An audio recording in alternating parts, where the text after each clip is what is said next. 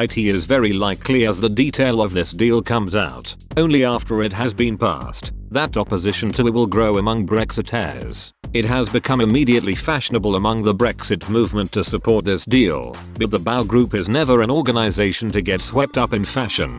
We prefer to look at a long-term reality. The reality is that it is a cause of great celebration that after almost 5 years we are finally leaving the EU. But also that on immigration, on the ability to make our own trade deals, and on sovereignty, Brexiteers are not getting what we wanted. However much we want to believe we are, it is never a good sign when a piece of legislation is given inadequate time to be debated, especially over Christmas when men are focused on their families. Although the proposed Brexit deal will inevitably pass, the BOW Group has today released 10 points of concern about the deal, which we feel will become increasingly apparent in the coming years. First, inadequate time has been given for Parliament and citizens to analyse and scrutinise this bill. The UK and EU have signed a provisional treaty. Never in British history has such a huge piece of legislation been forced through Parliament and without recourse to any revision. It is therefore unparliamentary and cannot in any case bind Parliament beyond this session. Without revision it cannot be deemed to be anything but a European directive. We have given up parliamentary scrutiny at the first opportunity, while the European Parliament has over a month to review and ratify the treaty. It speaks to a desire to avoid scrutiny to offer so little time to analyse and debate this deal, particularly over Christmas. Second, likely increase in immigration and granting of British citizenship. The UK will add around 4 million new citizens as British citizenship is granted to EU nationals from 2016. As the BOW Group warned previously, the right to remain should be honoured for those who came here under Schengen Plus rules. It however should not include students. Due to the very high numbers of new British citizens, immigration levels should also have been cut to take account of this. We have however seen no reduction. There has never been such a huge addition to our citizenry in our history. The new treaty maintains European immigration by bypassing visa restrictions for EU workers here temporarily while working for an EU-based employer. This is clearly subject to abuse and can allow a continued contrived open door policy for the EU, given that even for public sector tenders, EU companies can bid for contracts on a level playing field. A major motivation for the Brexit vote was a desire in the public to see immigration fall dramatically. There is nothing in this trade deal, nor in currently proposed government policy, that would facilitate any significant fall in immigration, and the numbers of new British citizens is likely to rise dramatically. Third, continuation of regulatory alignment. Level playing field provisions on trade cut across large areas of domestic policy and in effect retain the laws of the EU single market on the United Kingdom, without the ability to take back control on regulation and therefore advantage over the EU on trade deals, in effect pushing the EU in front of the UK in any future USA trade deal. Recognizing the need for an ambitious, wide-ranging and balanced economic partnership to be underpinned by a level playing field for open and fair competition and sustainable development, through effective and robust frameworks for subsidies and competition, and a commitment to uphold their respective high levels of protection in the areas of labour and social standards, environment, the fight against climate change, and taxation.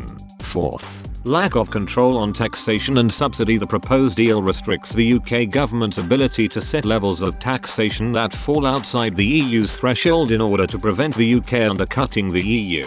It places similar restrictions on the ability of the UK government to subsidise UK businesses. Both of these restrictions make it difficult for the UK to gain a competitive advantage over the EU or to improve our domestic circumstances from the status quo inside the EU.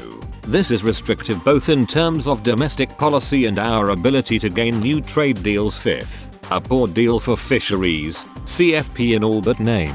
We are deprived of fishing stocks in perpetuity after 2026, having agreed with Brussels that these resources are shared while Norway enjoys total control of these even within the single market of the EEA. Quotas will need to be updated on a multi-annual basis. It specifically mentions the Isle of Man and Channel Islands are exempt from this fishing deal because the CFP never applied to them. This is the CFP in all but name. Sixth, a restrictive and poor deal for services. While the deal on services allows some divergence from the European Union, access to their market for services is based on that of most favored nation status, which precludes any better deal with the USA or other country being concluded. As the report states, each party shall accord to services and service suppliers of the other party treatment no less favorable than that it accords, in like situations, to services and service suppliers of a third country. 7th. A divide between Northern Ireland and the rest of the UK. There is now a divide down the Irish Sea between Great Britain and Northern Ireland. The mechanism outlined in the withdrawal agreement for NI to unilaterally leave the protocols binding it to the EU have always been inadequate given the effective veto the nationalist bloc has through the legislative consent process. It would test devolution and the European Union were the Northern Ireland office to attempt to unilaterally withdraw NI from the treaty, though would not be impossible given the Northern Irish Assembly is not sovereign over NI. 8th. The deal keeps us bound to many terms of the European arrest warrant. While cooperation in areas of law and order may be desirable, in some cases there is no need to link them to trade. The treaty binds us to the European arrest warrant principle of extradition of British subjects without prima facie evidence, so it is not true that we are not under ECJ jurisdiction when member states can issue infraction proceedings against us. As the deal states, this warrant has been issued by a competent judicial authority. I request that the person mentioned below be arrested and surrendered for the purposes of conducting a criminal prosecution or executing a custodial sentence or detention order. 9th. A continuation of foreign court jurisdiction over the UK. The UK has led on human rights but has concerns over globalist bodies that rule on them. The treaty binds us to the ECHR and to UN bodies. It specifically allows the EU to terminate the entire deal within 15 days if it believes the UK has repudiated the ECHR. However,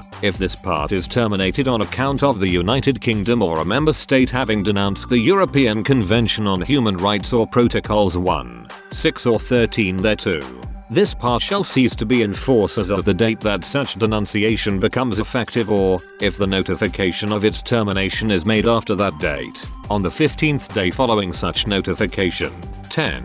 Continued binding of the UK to the EU on defence. The UK will continue to fund the European Defence Agency via Horizon 2020 and of course by our huge contribution to NATO. The UK's insistence on maintaining NATO funding and forward provision without condition has proven unwise, and while we have acquired many new neighbours with this treaty, we have gained no friends. The continued presence of UK forces within the EU gives unrivaled security in a completely one-sided direction.